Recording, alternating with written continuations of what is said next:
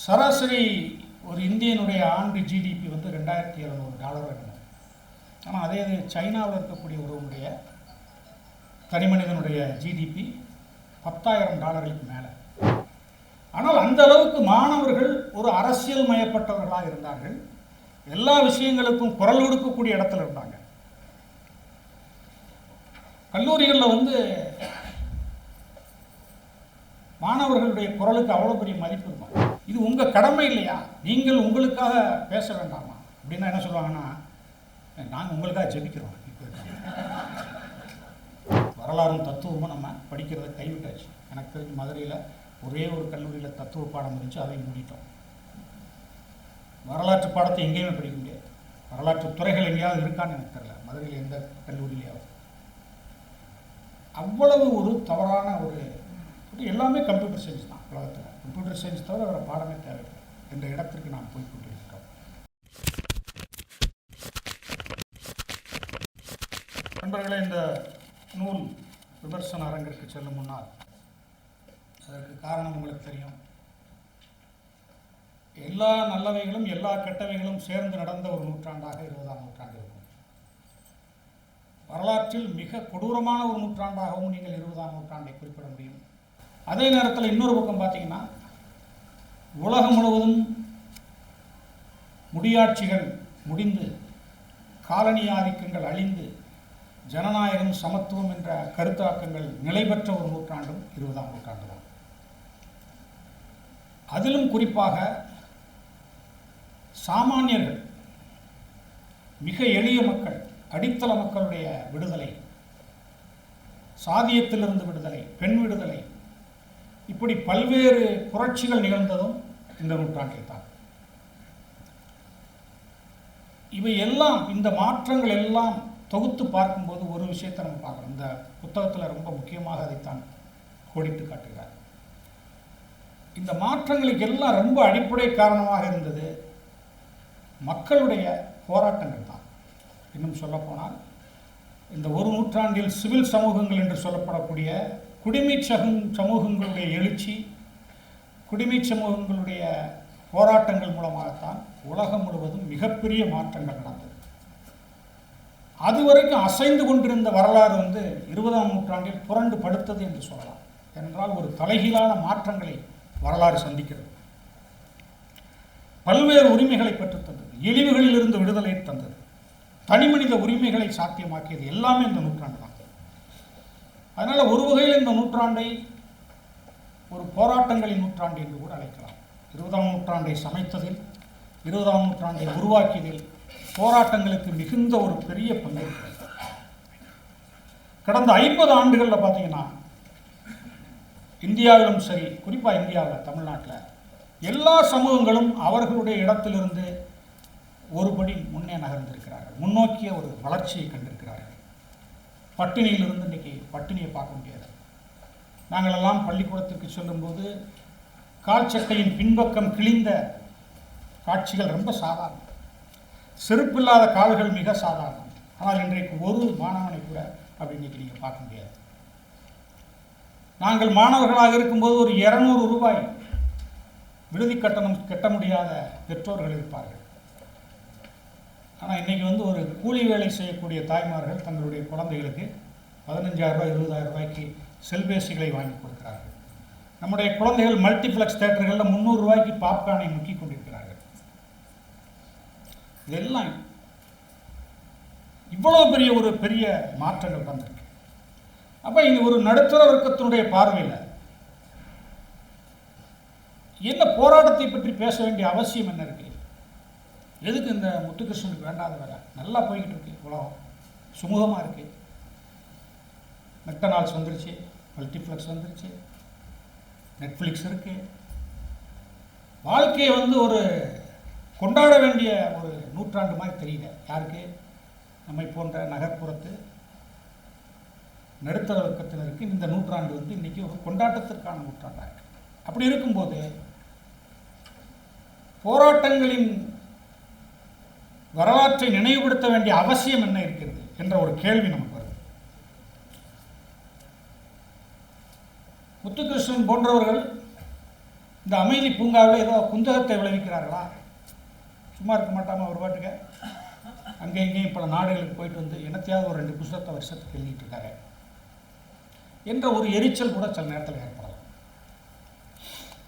ஆனால் நல்லா யோசிச்சு பார்த்தீங்கன்னா, நம்முடைய மாதச்சம்பளக்காரர்கள் அல்லது நடுத்தர வர்க்கத்தினுடைய வாழ்க்கை இன்னைக்கு ரொம்ப ஒரு சுமூகமாக போய்கிட்டு இருந்தால் கூட, இந்த நூற்றாண்டு ஒரு சவால் நிறைந்த நூற்றாண்டு என்பதை இன்னைக்கு பல்வேறு பொருளாதார அறிஞர்களும் எதிர்காலவியலாளர்களும் சொல்லிகிட்டே இருக்காங்க. எப்படி சென்ற நூற்றாண்டு ஒரு வளர்ச்சியின் நூற்றாண்டு தான் ஒரு வகையில். எப்படி பார்த்தாலும் 20ஆம் நூற்றாண்டு ஒரு மகத்தான நூற்றாண்டு.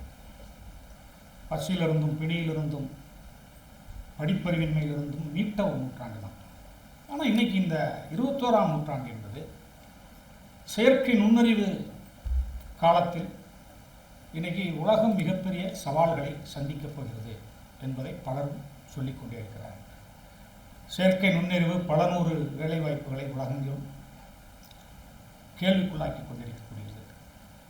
இல்லை, இது ரொம்ப ஓவர் எஸ்டிமேட்டட் ஸ்டாட்டிஸ்டிக்ஸ் என்று கூட சிலர் சொன்னாலும் கூட முற்றிலும் அதை தவிர்ப்பதற்கில்லை.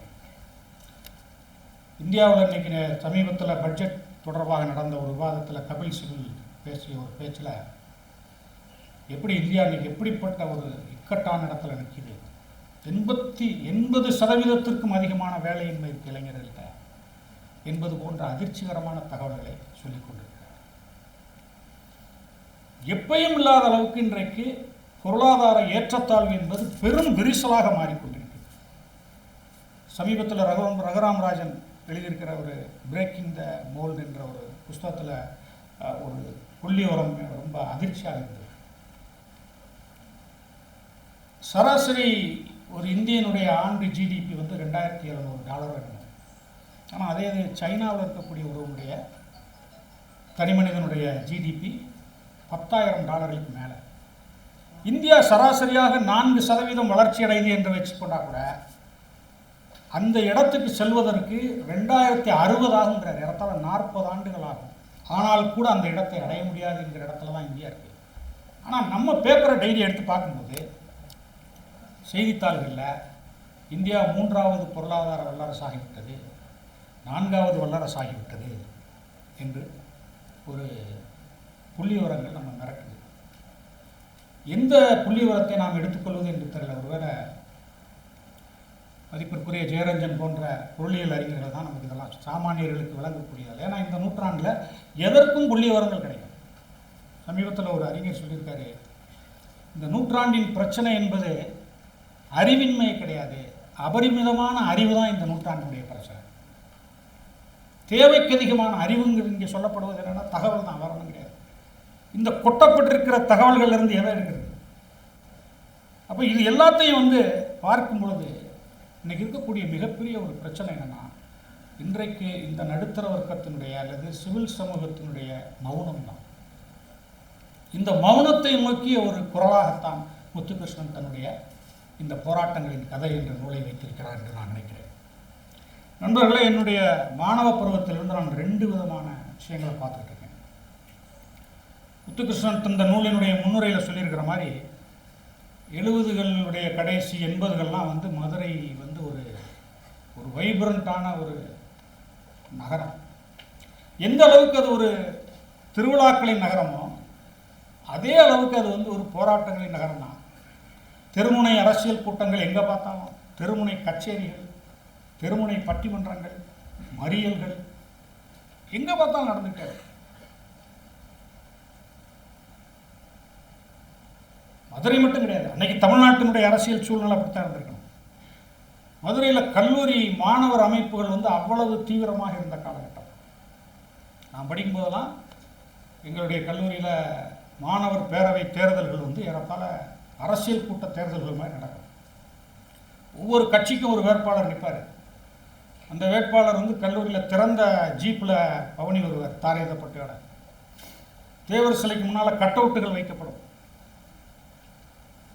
தியேட்டர்களில் ஸ்லைடுகள் போடப்படும், இந்த வேட்பாளருக்கு வாக்களிங்கள் அப்படின்னு. விடுதியில் எங்களுக்கெல்லாம் தினமும் இலவச திரைப்பட டிக்கெட்டுகள் வழங்கப்படும். 83 என்று நினைக்கிறேன். அப்போ மதுரையில் இருக்கக்கூடிய ஒரு பிரபலமான பொறியியல் கல்லூரியில் நடந்த மாணவர் மோதலில் 2 எஸ்எஃப்ஐ மாணவர்கள் கொல்லப்பட்டார்கள். சோமு செம்புலிங்கம் என்ற 2 மாணவர்கள் கொல்லப்பட்டார்கள்.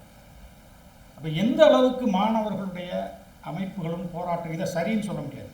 இது ஆனால் அந்த அளவுக்கு மாணவர்கள் ஒரு அரசியல் மயப்பட்டவர்களாக இருந்தார்கள்.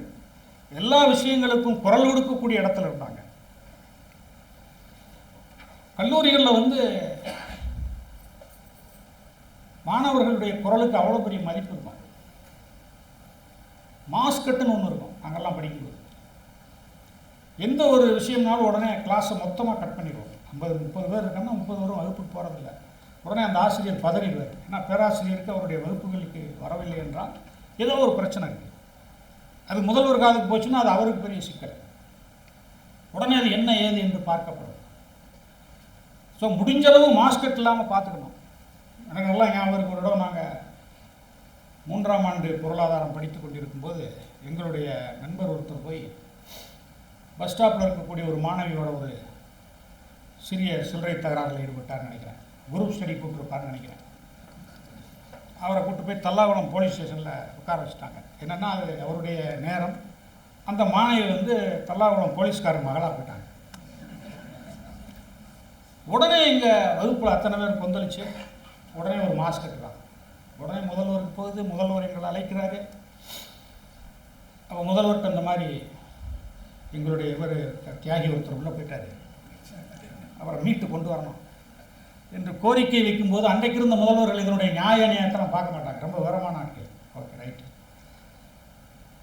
உடனே போலீஸ் ஸ்டேஷனுக்கு ஃபோன் பண்ணுறாரு. அங்கேருந்து அவர் மீண்டு வர்றாரு. அவரை வெற்றிகரமாக மீட்டு கொண்டு வந்து சேர்க்குறோம்.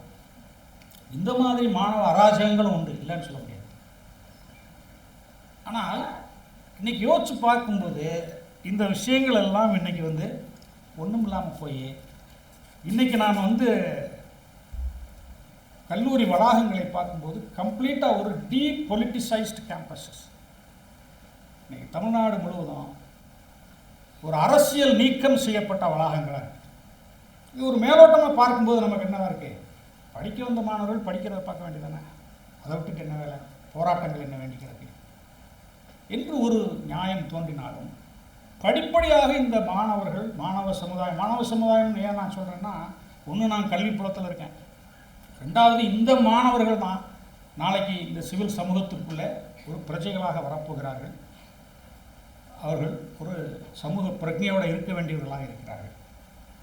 அதனால் படிப்படியாக இந்த மாணவர்களுக்கு என்ன நடக்கிறது என்ற ஒரு பிரச்சனையே இல்லாமல் போய்விட்டது. அதனால் ஒட்டுமொத்தமாக பார்த்தீங்கன்னா இன்றைக்கி மாணவர் சமூகங்கிறது ஒரு பிராய்லர் கோழி மாதிரி குனிந்த தலை நிமிராமல் கோழிகள் இறையை குத்துவது போல செல்ஃபோனை குத்தி கொண்டிருக்கிறார்கள். சரி, மாணவர்கள் பிராய்லர் கோழி மாதிரி இருக்காங்கன்னா ஆசிரியர்கள் வான்கோழி மாதிரி இருக்காங்க, அவ்வளோதான் வித்தியாசம். ஏன்னா இந்த ஆசிரியர்கள்ட்ட தான் இந்த மாணவர்கள் உருவாக்கி கொண்டிருக்கிறார்கள். இன்னைக்கு ஆசிரியர்களுடைய போராட்டங்கள் எதுலையும் பெரும்பான்மையான ஆசிரியர்கள் வர்றதில்லை. இன்னைக்கு ஆசிரியர் தொழிற்சங்கங்கள் மிகப்பெரிய கிரைசிஸில் இருக்கு. அதில் குறிப்பாக கல்லூரி ஆசிரியர்கள், அதான் என்ன மாதிரி ஒரு கிறிஸ்தவ கல்லூரியிலிருந்து வரும்போது கிறிஸ்தவர்களுக்கு எல்லாமே எங்கேருந்து நடக்குதுன்னே தெரியாது. கிறிஸ்தவ ஆசிரியர்கள், நான் கிறிஸ்தவனால ஒரு சுய விமர்சனமாக சொல்கிறேன், அவர்கள் போராட்டங்களை பற்றி கவலைப்பட மாட்டாங்க. நான் கேட்பேன், ஏப்பா இந்த யூஜிசி என்னென்னமோ வாங்கி கொடுத்துருக்கப்பா, எல்லாமே பரலோராஜ்யத்தில் தான் வந்துச்சு, நம்முடைய எவ்வளவு பெரிய போராட்டங்கள் நடந்து தான் இந்த மாதிரியான உரிமைகளை நீங்கள் பெற்றிருக்கிறீர்கள் என்றால் கூட, இல்லை அவங்கள போராட சொல்லி கர்த்தர் தானே சொல்கிறாரு என்று சொல்லக்கூடியவர்களாக எங்களுடைய ஆசிரியர்கள் இருப்பாங்க. இது உங்கள் கடமை இல்லையா, நீங்கள் உங்களுக்காக பேச வேண்டாமா அப்படின்னா என்ன சொல்லுவாங்கன்னா, நாங்கள் உங்களுக்காக ஜெபிக்கிறோம். இப்போ நீங்கள் ஜெபிக்கிறீங்க, கூட வந்தாங்க, யோசிச்சு பாருங்க. இவர்கள் தான் இன்றைக்கி என்ன செய்கிறாங்க, இந்த மாணவர்களுக்கு சமூகவியலையும் சமூக பணியையும் வரலாற்றையும் தத்துவத்தையும் சொல்லித்தர வேண்டிய இடத்துல இருக்காங்க. நண்பர்களே, ரொம்ப கேட்க போனோம்னா என்ன செஞ்சுருவாங்கன்னா, சரி, நீங்கள் இவ்வளோ நாள் போராடினீங்கல்ல, நீங்கள் என்னத்தை செஞ்சு சாதிச்சிங்க? இப்போ எப்பவுமே ஒரு முக்கியமான விஷயம் என்ன அப்படின்னா, நான் சொல்லுவேன், எல்லா போராட்டங்களும் வெற்றிகளுக்காக செய்யப்படுவதில்லை. எல்லா போராட்டங்களுமே நீதிக்காகத்தான் செய்யணும். சில நேரங்களில் வெற்றி வரலாம். காந்தி முழுமையாக வெற்றி அடைஞ்சிட்டாரா? பெரியார் முழுவதும் வெற்றி அடைஞ்சிட்டாரா? அம்பேத்கர் அடைந்து விட்டாரா? எல்லாருமே ஒரு போராட்டத்தை தொடங்கத்தான் செய்திருக்கிறார்கள். இப்போ இது எல்லாமே ஒரு வகையான தப்பித்தலாக மாறி இன்றைக்கு நம்முடைய சிவில் சமூகம் ஒரு பெரிய மந்தத்தனத்திலையும் ஒரு சொரணையற்ற தன்மையிலும் இருக்கக்கூடிய இடத்துல தான் முத்துகிருஷ்ணன் தன்னுடைய இந்த நூலை நமக்கு கொடுத்திருக்கிறார்கள். ஆனால் நல்லா பார்த்தீங்கன்னா, மிக வளர்ச்சியடைந்த நாடுகளில் கூட இந்த மந்தத்தனம் இல்லை. இன்னைக்கு உலகத்தில் கல்வியில் ரொம்ப உச்சகட்டத்தில் இருக்கக்கூடிய அமெரிக்காவாக இருக்கட்டும், பல்வேறு நாடுகளில் தேவையான இடங்களில் போராட்டங்கள் வெடித்து கொண்டு தான் இருக்குது. சமீபத்தில் ஹார்வர்ட் பல்கலைக்கழகத்தினுடைய ஒரு பட்டமளிப்பு விழாவில் ஒரு மாணவியினுடைய உரையை கேட்க நேர்ந்தது. நீங்கள் கூட கேட்டிருப்பீங்க வலைத்தளத்தில். ஸ்ருதி குமார் என்ற ஒரு இந்திய வம்சாவளி மாணவியாக இருக்க வேண்டும் அல்லது இலங்கை வம்சாவளியாக இருக்க வேண்டும். Harvard, do you hear us என்ற குரலில் ஒரு பிரமாதமான ஒரு உரை நிகழ்த்தினார். சில நாட்களுக்கு முன்னால் அங்கே பாலஸ்தீனத்திற்கு மக்களுடைய துன்பங்களுக்கு எதிராக ஹார்வர்ட் பல்கலைக்கழக மாணவர்கள் வளாகத்தில் நடத்த போராட்டத்திற்காக அங்கே இருக்கக்கூடிய பல மாணவர்கள் மேல் ஒழுங்கு நடவடிக்கை எடுத்ததை கண்டித்து அவர்களை நீக்கம் செய்து விட்டார்கள். அவர்களால் பட்டம் பெற முடியவில்லை. யோசிச்சு பாருங்கள், ஹார்வர்டில் படிக்கக்கூடிய வாய்ப்பு பெற்ற ஒரு மாணவர்களுக்கு பாலஸ்தீனத்தை பற்றி கவலை ஏன் இருக்க வேண்டும்? அவங்களுக்கு இருக்கக்கூடிய வாய்ப்பு உலகத்தில் மிகச்சிறந்த வாய்ப்புகள் அவர்கள் நோக்கி. ஆனால் அவ்வளவு பெரிய பல்கலைக்கழகங்களில் அவ்வளவு பெரும் படிப்பு படிக்கக்கூடியவர்கள், அவ்வளவு உலகின் முதல் உலக நாடு என்று சொல்லக்கூடிய ஒரு செல்வத்தில் ஒழிப்பவர்கள் மற்றவர்களை பற்றி கவலைப்படுகிறார்கள். உலகத்தின் எங்கோ ஒரு மூலையில் நடக்கிற எங்கோ ஒரு மனித துயருக்கு தங்களுடைய செவி சாய்க்கிறார்கள். ஆனால் இன்னைக்கு நம்முடைய கல்விச்சூழல், நம்முடைய சமூக அமைப்பு எல்லாமே ஒரு பெரிய ஒரு மௌனத்தில் இருக்கிறது. ஆகவே இந்த நூலினுடைய முக்கியத்துவம் இதைத்தான் நான் பார்க்குறேன். Muthukrishnan do you hear us என்று கேட்கிறார் நம்மை பார்த்து. இந்த நூலில் அவர் தொகுத்திருக்கக்கூடிய இந்த போராட்டங்களுடைய வரலாறு என்பது உண்மையிலேயே ஒரு மிக முக்கியமான ஒரு ஆவணம் என்று நான் கருதுகிறேன். இது எங்கே வேணாலும் நீங்கள் நெட்டில் இந்த தகவல்களை பெற முடியும்.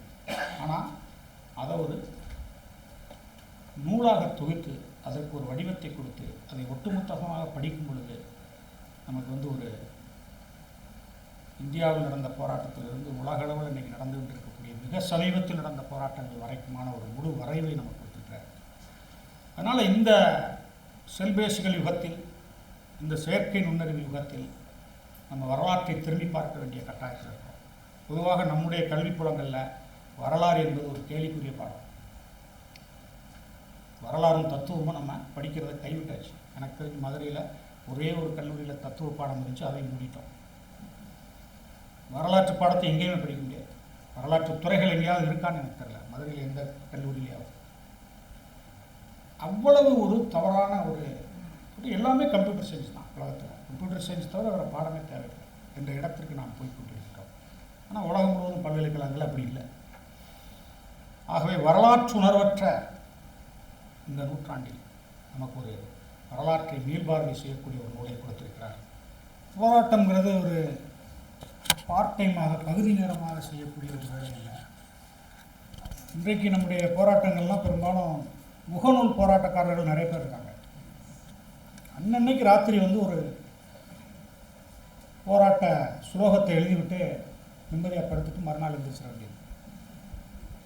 அல்லது இன்னும் சில நேரங்களில் மாலை நேர பொழுதுபோகாத நேரத்தில் அந்த பக்கம் போனால் ஒரு சின்ன போராட்டத்தில் ஒரு கூட்டத்தில் கலந்து கொண்டு வரலாம். இது மாதிரி விஷயம் அல்ல. போராட்டக்காரராக இருப்பது என்பது ஒரு வாழ்க்கை முறை, இட்ஸ் அ லைஃப் ஸ்டைல். முத்துகிருஷ்ணனுடைய கடந்த காலத்தை பற்றி நமக்கு வென்றிதுபேன் அவர்கள் நினைவுபடுத்திய போது எப்படி அவர் தன்னுடைய மாணவ பருவத்திலிருந்தே இந்த போராட்ட குணத்தையும் மற்றவர்களுடைய துன்பங்களை தன்னுடைய தோளிலே ஏற்றுக்கொள்ளுகின்ற ஒரு மனோபக்குவத்தையும் அவர் பெற்றிருந்தார் என்பதை நாம் உணர முடிகின்றது. அதன் விளைவாகத்தான் அவர் தொடர்ந்து அவர் போராட்டத்தை அல்லது போராட்ட விஷயங்களை முன்னெடுப்பதை ஒரு முழுநேர வேலையாக வைத்திருக்கிறார். ஆச்சரியமாக இருக்கு. வேற ரொம்ப சில ஆண்டுகளுக்கு முன்னால் நான் சந்திக்கும் போது இவர் யார், என்ன தான் செய்கிறாரு, படித்தவராக தான் இருக்காரு, ஆனால் என்ன வேலை செய்கிறாரு என்பது போன்ற கேள்விகள் இருந்தது. அப்புறம் தான் பார்க்கும்போது இப்படி ஒரு மனிதர் இந்த நூற்றாண்டில் தன்னுடைய வாழ்க்கையை தேர்வு செய்து கொள்ள முடியுமா அப்படிங்கிற ஒரு ஆச்சரியம் இருக்குது. அதனால் அவர் எழுதுவது என்பது அவரை பொறுத்தளவில் ரெண்டாவது வேலை தான். முதல்ல அவர் இங்கிருந்து பாலஸ்தீனம் வரைக்கும் பயணம் செய்யக்கூடியவராக இருக்கிறார். காசா வரைக்கும் போகிறார், அல்லது அருந்துகிறாயை பார்க்குறார். நர்மதா நதிநீர் பிரச்சனைகள் நடந்து கொண்டிருக்கும்போது அந்த இடத்துக்கு செல்கிறார். அப்போ அவர் தொடர்ந்து தன்னுடைய ஆக்டிவிசத்தினுடைய தொடர்ச்சியாகத்தான் இந்த நூல் எழுதுகின்ற வேலையை செய்கிறார். அதனால தான் அந்த நூலில் இருக்கிற ஒரு ஒரு ஆன்மாவை தரிசிக்க முடிகிறது என்று நான் சொல்வேன். அதனால் ஒரு கோரிக்கையாக நான் ஹென்றி டிபேன் அவர்களிடம் கேட்டுக்கொள்வது என்னவென்றால், கண்டிப்பாக அவருடைய போராட்ட வரலாறையும் அவருடைய போராட்ட கதைகளையும் அவர் நூலாக எழுத வேண்டும். ஏனென்றால் அவர் நூலாக எழுதினார்னா அது இன்னும் ரொம்ப வேறு மாதிரி இருக்கும். ஏன்னா அவர் சந்தித்த வழக்குகள், அவர் சென்ற பயணங்களை பற்றி அவர், ஏன்னா மதுரையில் தான் இந்த மாதிரியான விஷயங்களுக்கான நிறைய ஸ்கோப் இருக்குது. அந்த வகையில் மீண்டும் ஹென்றி டிபேன் அவர்களுக்கு நம்முடைய நன்றிகளை தெரிவித்துக் கொள்கிறோம். இப்பொழுது அரசியலமைப்பு சட்டத்தின் ஒரு பகுதி உங்கள் எல்லோருக்கும் விநியோகிக்கப்பட இருக்கிறது. இந்த போராட்டங்களின் கதை நூலின் நினைவாக அதை அனைவரும் பெற்றுக்கொண்டு ஒரு புகைப்படம் எடுத்துக்கொள்ளலாம். இந்த நூல் என்ன மாதிரி விவாதங்களை அல்லது உரையாடலை எழுப்ப வேண்டும் என்று நாம் கற்பனை செய்யாத விதத்தில் ஜெயரஞ்சன் அவர்களுடைய உரை இருந்தது. ரொம்ப ரொம்ப முக்கியமான உரை என்று நான் கருதுகிறேன். ஏனென்றால் இன்றைக்கு தமிழகம் கல்வியில், உயர்கல்வியில் ரொம்ப உச்சகட்டத்தை அடைந்து கொண்டிருந்தாலும் கூட ரொம்ப காத்திரமாக சில விஷயங்களை பேசுவதற்கு இன்றைக்கு நம்மிடையே ஆட்கள் இல்லை. அவர் சொன்ன மாதிரி புத்தக விழாக்களில் பேசுகிறதுக்கே ஆட்கள் கிடையாது. முக்கியமாக இந்த போஸ்ட் ட்ரூத் உலகத்தில், உண்மைக்கு அடுத்த காலகட்டத்தில் இன்றைக்கி விஷயங்கள் ரொம்ப சிக்கலாக, ரொம்ப கன்ஃபியூஸ்டாக மாறி இருக்க ஒரு முக்கியமான விஷயங்களை அவர் எடுத்துரைத்தார். அப்படியான நேரத்தில் இந்த சமத்துவத்தை பேணுகின்ற நம்முடைய அரசியல், தமிழகத்தினுடைய பாய்ச்சல், இது ரொம்ப நெருக்கடிக்குள்ளாக இருக்குது ஒரு வகையில். அதனால் இந்த மாதிரி கூட்டங்களுடைய தேவை அதிகரித்து கொண்டே இருக்கிறது. இன்னும் சொல்லப்போனால் இந்த மாதிரி உரையாடல்கள் அதிகமாக நிகழ வேண்டும். அதற்கு இந்த கலைஞர் நூலகம் தொடர்ந்து பயன்பட வேண்டும். குறிப்பாக நம்முடைய தலைமை நூலகர் தினேஷ் அவர்கள் அதற்கு ரொம்ப ஆதரவு அளிக்கக்கூடியவராகத்தான் இருக்கிறார்.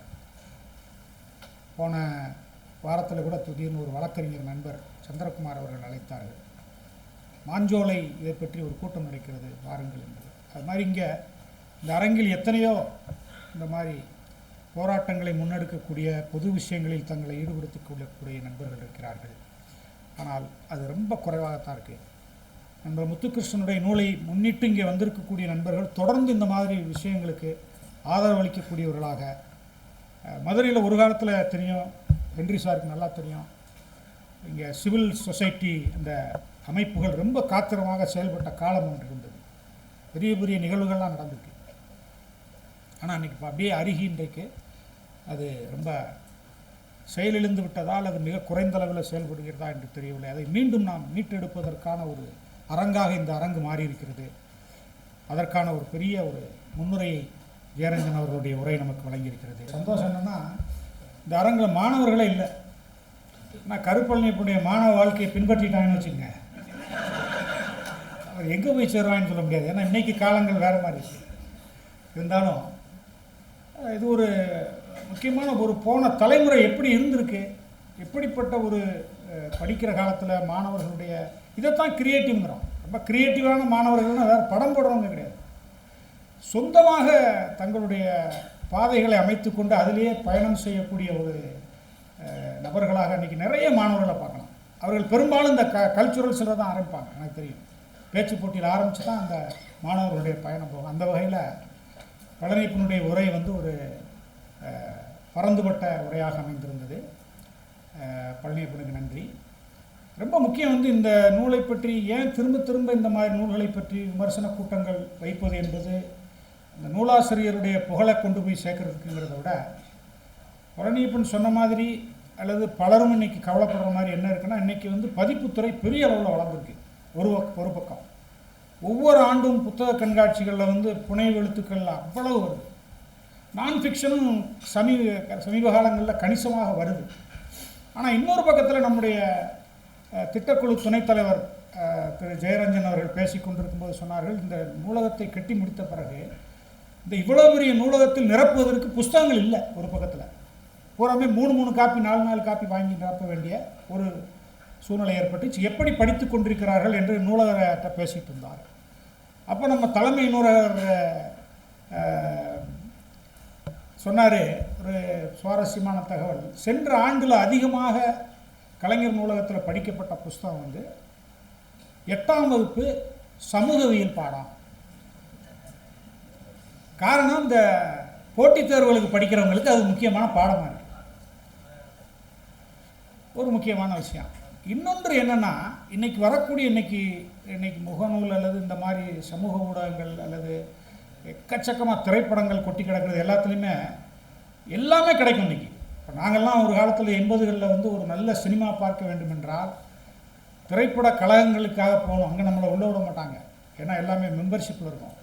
அல்லது எப்போயாவது எங்கேயாவது ஒரு திரையிடல் நடக்கும். மதுரை மாதிரி சென்னை மாதிரி நகரங்கள் தான் அந்த வாய்ப்பு இருக்கும். இன்றைக்கி அப்படி கிடையாது.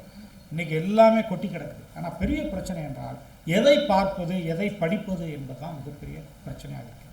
ஸோ இந்த மாதிரி கூட்டங்களில் ரொம்ப முக்கியமாக நம்ம வலியுறுத்தக்கூடிய விஷயம் என்ன அப்படின்னா, பழனியப்பன் போன்ற பெரிய வாசகர்களை சென்றடையக்கூடியவர்கள் பரிந்துரைக்கும் போது, அவர்கள் குறிப்பிடும்போது இந்த நூல்களை பற்றிய ஒரு கவனம் வர வேண்டும். எந்த மாதிரி நூல்களை தேர்ந்தெடுத்து படிக்கணும் அப்படிங்கிறது. ஏன்னா இன்றைக்கி வாழ்நாள் ரொம்ப சொற்பமாக இருக்கிறது கூட்டி கழித்து பார்த்தோம்னா. ஏன்னா நம்முடைய அன்றாட வாழ்க்கையில் நேரம் முன்னால் சும்மா இருக்கிறதுங்கிறது ஒரு பெரிய அளவில் இருந்துச்சு. ஆனால் இன்றைக்கி சும்மா இருக்கிற நேரம் மிக குறைந்திருக்குது. எல்லாருமே பிஸியாக வந்து குனிஞ்சிக்கிட்டு தான் இருக்காங்க, வேற ஒன்றும் செய்ய போகிறதில்ல. ஆனால் காத்திரமாக ஒரு விஷயத்தை செய்கிறது அப்படிங்கிறது இன்றைக்கி நம்மகிட்ட ரொம்ப குறைஞ்சிக்கிட்டே இருக்குது. அதனால் இன்றைக்கி ரொம்ப ஆசிரியர்கள் படிக்க வேண்டும், அல்லது ஆசிரியர்கள் ஒரு காலத்தில் ஒரு வகுப்பறையில் ஒரு புத்தகத்தை சொல்லும்போது அதை உடனே வாங்கி சில மாணவர்கள் படிக்கிற பழக்கங்கள் இருந்துச்சு. இன்றைக்கி வந்து எல்லா வாய்ப்புகளும் இருக்குது. ஆனால் எதை படிப்பது, எங்கிருந்து தொடங்குவது, எது முக்கியம், எது வளரும் பருவத்தில் எந்த மாதிரி புத்தகங்கள் நம்மளை அடுத்த கட்டத்துக்கு நகர்த்தி செல்லும் என்பது போன்ற விஷயங்களை சொல்லுவதற்காகத்தான் இந்த அரங்கத்தை நாம் ஏற்பாடு செய்திருக்கிறோம்.